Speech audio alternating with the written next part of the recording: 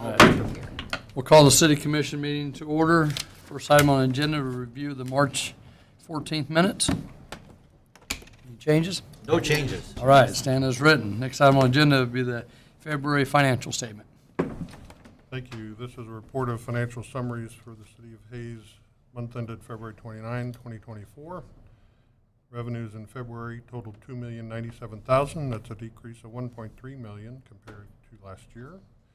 Some areas of increase in revenues: capital projects increased $280,500 due to the appropriations made for the furniture, fixtures, and equipment at the new fire station.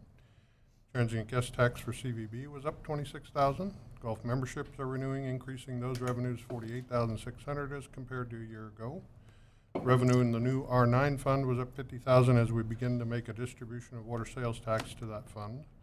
Residential and business water consumption was up 13% and 7% respectively. Therefore, water and conservation revenue were up a combined $31,000.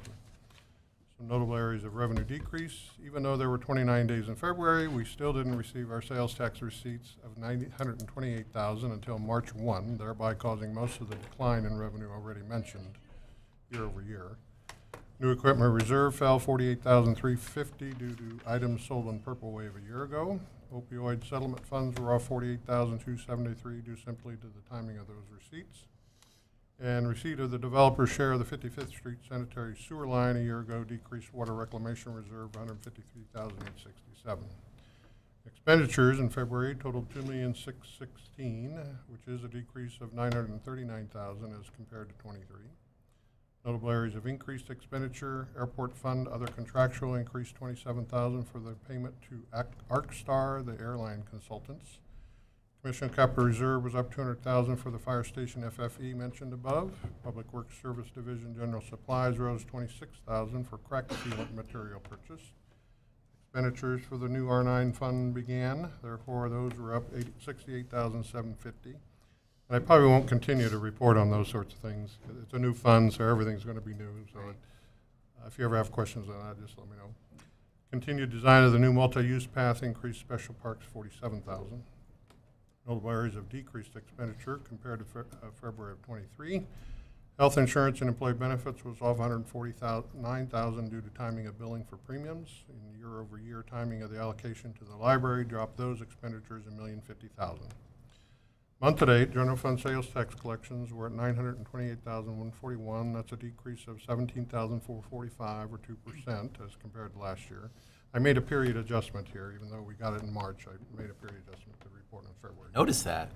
Year-to-date sales tax collections were at $1,675,750 due, down $10,542 or 0.6% as compared to last year.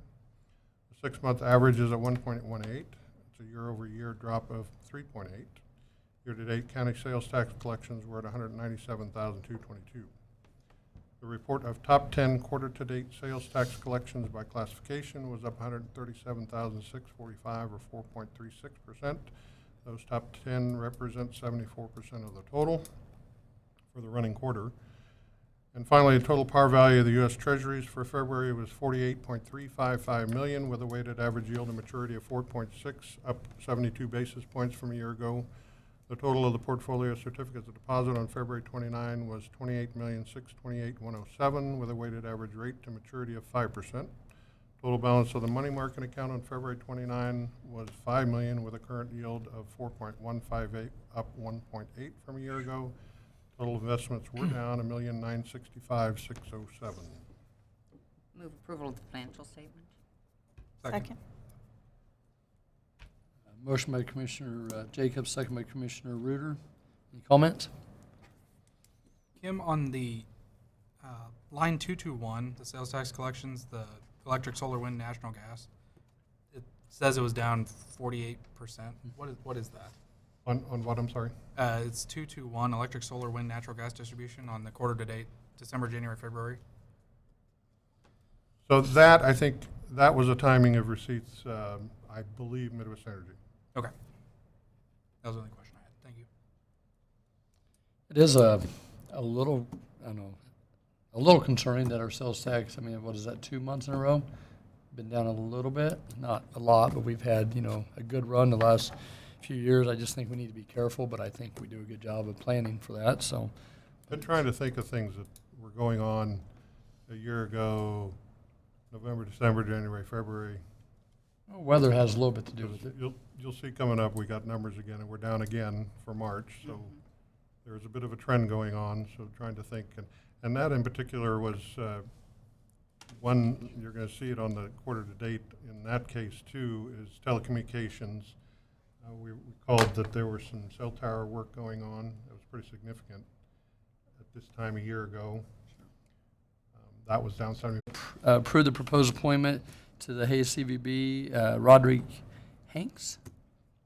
I move approval of the consent agenda. A second. Motion by Commissioner Reuter, second by Commissioner Cunningham. All in favor of the motion, say aye. Aye. Passes 5-0. Next item on the agenda would be RHID for the Grove Resolution making certain housing needs, findings, and determinations. Good afternoon, Commissioners. Kim Rupp, Director of Finance. We are in receipt of a Reinvestment Housing Incentive District, or RHID, application from Grow Hayes. They're the developer that seeks to construct a retiree-focused housing development located on 22 acres, directly north of Hayes Medical Center and southeast of the intersection of East 27th and Canterbury. As you can imagine, not unlike TIF, the RHID process is multifaceted.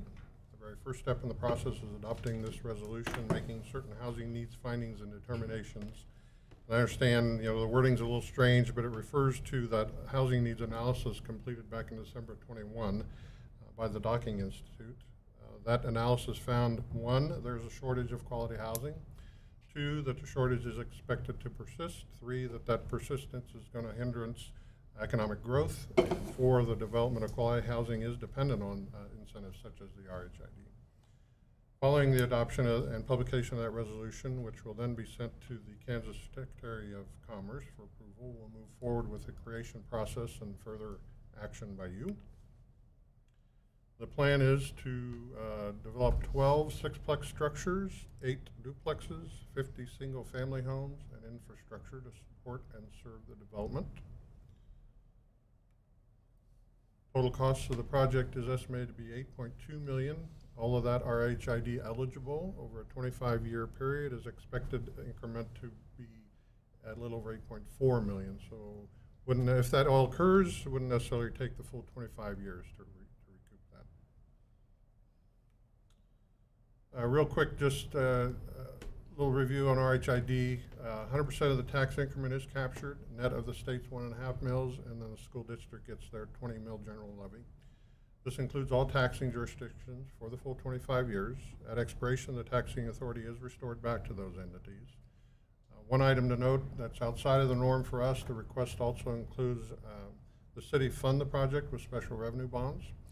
So temporary notes will be set up in the beginning once a revenue stream is established, with increment coming in from the new housing being proposed, and the city will convert the temp notes to special revenue bonds. They're indicating early projections indicate a full build-out by 2028. Everything that is proposed is permitted as reimbursable under the bond proceeds. So we're talking mainly infrastructure in this instance, including grading, paving, curb, gutters, water, sewer. Buildings and structures are prohibited. Pretty straightforward. We've done these before. Options before you would be to approve the resolution, decline, or provide us with other direction, and we do recommend approval. I move we approve resolution number 2024-007, making certain RHID housing needs, findings, and determinations,